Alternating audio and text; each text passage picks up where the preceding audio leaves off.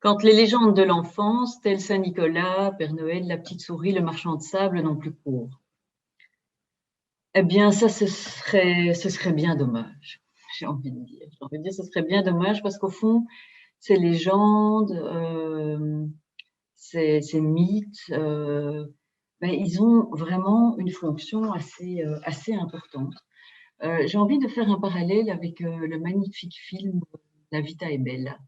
Qu'est-ce que c'est que cette histoire? Pourquoi venir avec ce film? Mais parce qu'au fond, donc pour ceux qui ne connaissent pas le film, c'est l'histoire de cet homme qui fait croire à son enfant dans un camp de concentration que c'est un grand jeu et qui essaye de lui faire penser, jouer à un espèce de jeu où il faut survivre, mais c'est un jeu. Alors, est-ce que c'est une imposture? Non, je ne pense pas. C'est juste un filtre pour son enfant. Un filtre pour que cet enfant puisse faire face à un monde atroce, terrible. Alors, les contes de fées ne sont pas là, ou les mythes, l'histoire de Saint-Nicolas n'est pas là pour permettre à l'enfant de survivre dans un monde terrible. On n'est pas dans un univers concentrationnel. Mais je prends cet exemple parce que Saint-Nicolas, la petite souris, par exemple, pour prendre ces deux-là, effectuent quelque chose du même ordre, en fait. Euh, Au fond, elle filtre quelque part quelque chose d'un réel qui n'est pas insupportable ou abominable, mais qui peut parfois avoir quelque chose de cru ou de difficile ou de douloureux. Et Saint-Nicolas et d'autres peuvent venir non seulement adoucir, mais aussi euh, apporter quelque chose qui permet de penser. Prenons un exemple. La petite souris, elle vient chercher les dents qui ont été perdues et qui ont été mises sous l'oreiller. Ben, c'est tout de même terrible. Si on se souvient soi-même quand on était enfant ou si on voit son enfant qui perd sa première dent, quand même quelque chose de terrible.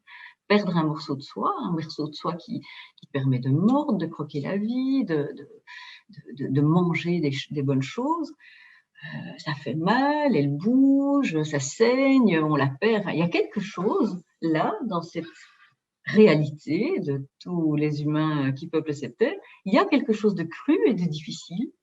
Et au fond, cette histoire de petite souris, eh bien, vient mettre un petit peu de douceur. D'ailleurs, souvent, elle apporte des bonbons, ou elle apporte autre chose, mais vient comme entourer, calmer, protéger et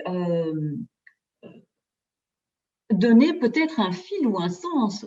Alors oui, c'est imaginaire, hein, la petite souris, elle a besoin de ses dents, elle fabrique quelque chose avec ses dents, etc. Et en échange, elle donne un petit bonbon. Euh, pour Saint-Nicolas, il y a aussi autre chose, cette idée, donc cette histoire de cet homme qui donna à manger à des enfants qui n'avaient rien et qui n'a pas voulu se faire voir, donc qui a donné enfin, totalement gratuitement. Bon, au départ, c'est une belle histoire, puis c'est repris dans la tradition pour euh, offrir aux enfants quelque chose qui viendrait d'un autre monde. Alors, on dit ça vient de Saint-Nicolas.